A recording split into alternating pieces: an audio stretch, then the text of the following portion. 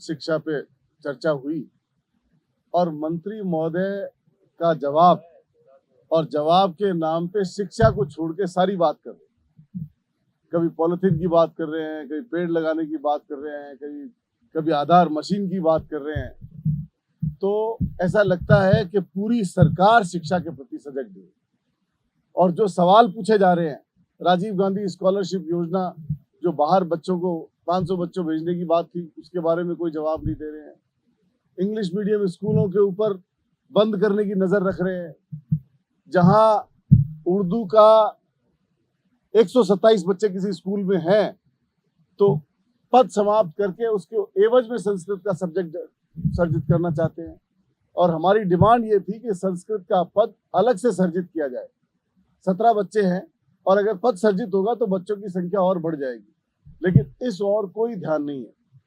मंत्री महोदय का जवाब गैर जिम्मेदाराना पूर्ण है और मैं ये समझता हूं कि पिछले 15-20 सालों में शिक्षा मंत्री के रूप में शायद ही कोई ऐसा मंत्री आया होगा जो शिक्षा को छोड़ के बाकी सब बात करे।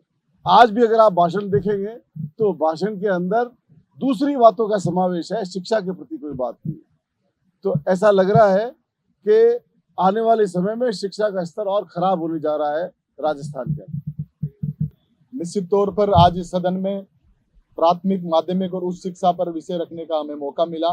हमने सर्वप्रथम मांग रखी कि 2 वर्ष पूर्व सरकार, जो उस समय हमारी सरकार थी, हमारे को कहने में कोई द्वेष नहीं, लेकिन उस समय राजस्थान के आम चुनाव थे, इस कारण से चुनाव बंद थे।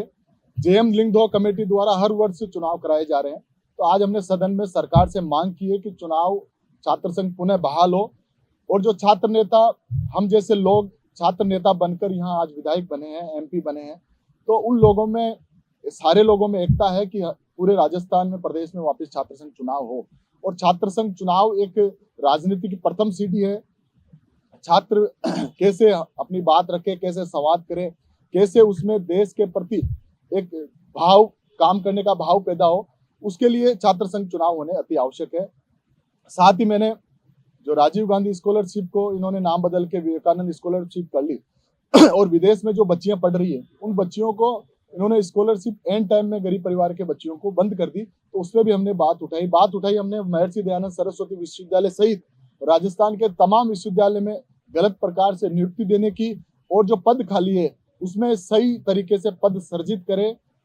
और जो विद्यालय पूर्ववर्ती कांग्रेस पार्टी ने खोले हैं उन विद्यालयों को बंद करने का काम ये लोग कर रहे हैं, बजाय इसके कि हमारे ग्रामीण क्षेत्र के, ग्रामीण परिवेश के बच्चे इंग्लिश पढ़े। उसके लिए सरकार को नवाचार करना चाहिए। बावजूद इसके सरकार किसी प्रकार की कोई क्रियान्वयन करने में बिल्कुल फेलियर साबित हो रही है। प्रमुख विषय हमने छात्र संघ चुनाव की बहाली को लेकर रखा।